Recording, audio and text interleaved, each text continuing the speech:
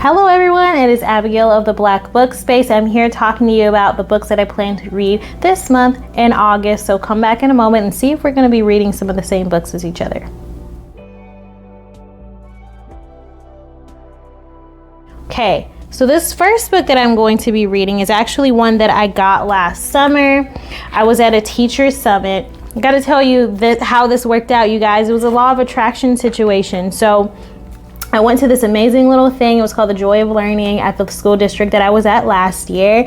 And there was an author on the stage and I really wanted his book, but I buy a lot of books and it's getting a little out of hand. So I thought to myself, like, okay, I wonder if he's giving away this book. If he's giving away this book, I really want to receive it. And I kind of said that, I let it go. The end of the day came and I actually won a copy of the book. So the book is called Confessions of an Inner City Teacher, Transparent, Uncensored, Vital, and it's by Justin A. Campbell. So this individual actually did come. He and his wife have a program called the Urban Connection. They came to the school that I was teaching at last year and they set up some programs. I'm really proud of them because they do such amazing things for the community and they're such a beautiful couple. And I feel like they really understood us as teachers and where we were coming from. So I wish them all the best in their business, and I don't think I got him to sign this book, which was really ridiculous of me, but I'll have to get him to sign it at some point. This is a book that I will definitely be reading this month because it is time. School has started back and I want to make sure that I am prepared with all the tools that I have to put all the information into these little minds. I like teaching in the inner city. I like teaching at Title I schools. I like teaching students that look like me and just, inspiring them and just, being around their wonderful little energy. So I know this book will help me out a lot. So if you are a teacher or, even a parent, you're technically a teacher, you should read this book too. Highly recommend it. I will see if I can find a link to where you can get it. Because now that I'm saying it, wondering where you can get one, I don't know. I'll research and I definitely will have some type of link or some type of blurb about it so you can figure out where to grab yourself a copy. So this next book, I'm going through my closet and realizing that I have books in there with bookmarks in them, which means I have not finished the book. I really need to get it together. I don't know how this keeps happening. I keep buying books, start reading them and stop. But looking at this book, I understand why I stopped reading at the time I did. It's called Single Black Female. I enjoy it, but it's heavy. There is a storyline about police brutality in this book, which really is very heavy with me. It's something that I am very passionate about. I'm all about the justice. Many years ago, I did a benefit concert for Trayvon Martin's family, a belly dance benefit concert, and that's kind of where I am looking for my business to go in the future, benefit concerts and things like that for causes that most people ignore. So this is something that is hard for me to read about for entertainment, and that is why I gave it a rest. So this story, and I believe I've talked about it before when I first started reading it, the main characters of this story, her name is Ivy Donovan. She's a single mom. Her son's father is in prison. He wants her to keep visiting him and she tells him no. And that's when a lot of the issues begin. It's really sad because it paints an interesting picture of our community because it talks about people being involved in crime from young all the way up, and how it just becomes a part of their lives and just the way that they live. I don't know why I said it that way, but it just becomes a part of their lives. And it's something that is really difficult for them to get out of. And so Ivy and her friend or sister,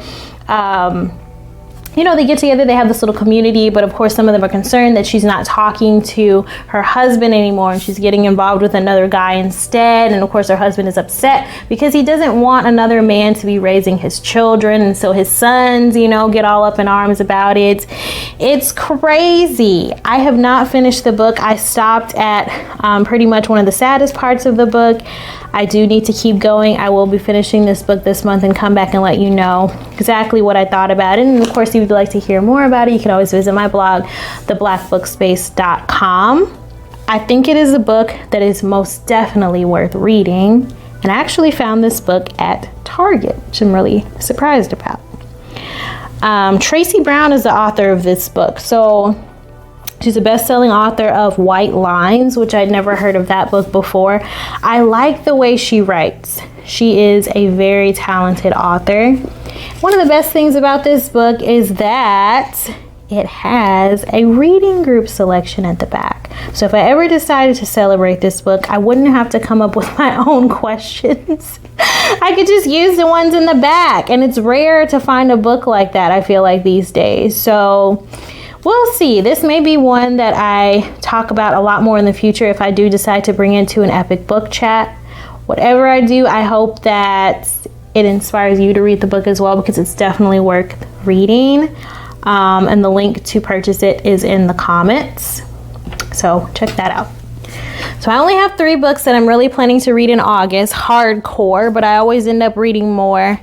This one is on here again, The Catch Me If You Can. I didn't finish it like I was supposed to in July. I enjoy this book though because it's very inspiring. So if you are one that likes to travel and wants to know what a beautiful Black woman's perspective is going to all these places, you should grab this book. I believe Jessica Nabongo is the author. I believe Jessica Nabongo has a podcast, not a podcast. She's been featured on podcasts about her book and traveling. She has a TED Talk, I believe, as well. And this book just kind of talks about many of the places that she has traveled to. The pictures in here are so beautiful. Oh my gosh. And I believe she took, if not all of the pictures, a good majority of them. I don't know. I will have more information for you when I actually complete the book. But I believe that's what I've heard. It's so amazing. I can't even imagine like going to all these places. So I've gone to quite a few.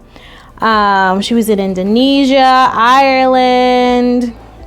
She's got pictures of other people in here. So beautiful. Oh my gosh, in Peru. So lovely. Like, the world is a beautiful place. One of the things that stood out to me the most, you know, I gotta talk about the shady aspect. She said, she talks about Haiti in here as well. She said that, you know, despite going all over the world, she found that the most racism by far was in the United States. So if you're ever kind of like, you know, worried about like, should I go here? Do they like Black people? It's like, well, look at where you're living. Do they like Black people? That's a conversation for another day. She has pictures of all this beautiful food that she ate in here. It's amazing. It's a beautiful book. I am so excited to actually finish reading it because soon and very soon I will have the ability to do a lot more traveling. Well, have the time to do a lot more traveling as well. And I'd love to hear what her perspective is about the places she's gone. So what is your favorite place in the world that you've ever visited? I have gone to many places. I want to know your favorite. One of my top favorite is Jamaica. El Salvador is up there too. They're probably neck and neck. I love both. I like Spain a lot as well. I learned to belly dance in Egypt, but I would not say that Egypt is one of my favorite places that I've ever visited because of the racism that I experienced there. However, having learned to belly dance obviously changed my life, but I wouldn't say that it's in my top 5 places to have visited. But, you know, neither is the United States. So I don't know if that's saying anything because I clearly live here. I want to know what she thinks about all of these places, and I want to know what you think about the books that I will be reading in August. I also want to know what you're going to be reading. Tell me what's on your TBR list for August. Now that it's kind of cooling down in some parts of the country, it's sneaking in the fall a little bit. Are you going to take some time to sit outside and read? What are you going to be reading? Send me pictures of your bookmarks, all that kind of stuff. Let's really nerd out about these books. So whatever you do today, I hope that it's something that brings you joy, and I will see you soon. Bye.